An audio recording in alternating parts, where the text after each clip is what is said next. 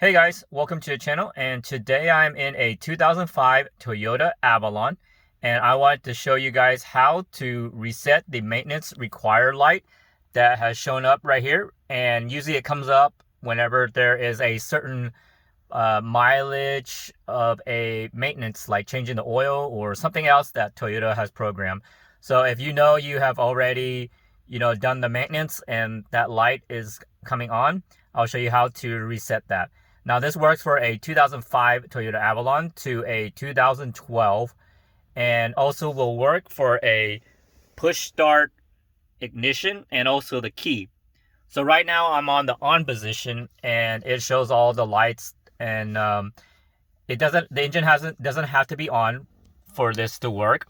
So the thing that you have to do is when you shut off the car, it's all dark and everything, you come over here and there's a knob. You can kind of see it.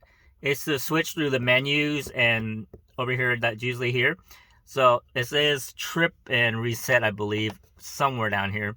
But there's a knob right here, and you would press on it right before you turn on the car to the on position, which is usually the second position on a key version of the vehicle.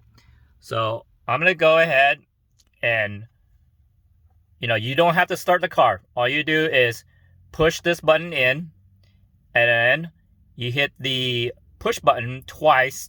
So that's the on position, or turn the key to the second position on the key area. So I'm going to do that and show you guys what happens. So that's 1, 2. And then you'll see dashes right there flashing. So that means it's resetting. And then the goes to 0 and back to the odometer. And then remember, a while ago there was a maintenance light. It is now gone. Now all these other lights that are on are just normal checks. So if I start the car, those lights will go away. So I will demonstrate that all the lights will go away.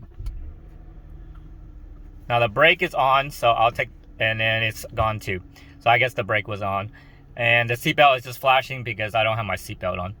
But that's how you reset the maintenance required light on a 2005 Toyota Avalon all the way up to a 2012 Toyota Avalon. If you have any questions, please do leave it below in the comments and let me know if you have any troubles, and I'll try to help you out.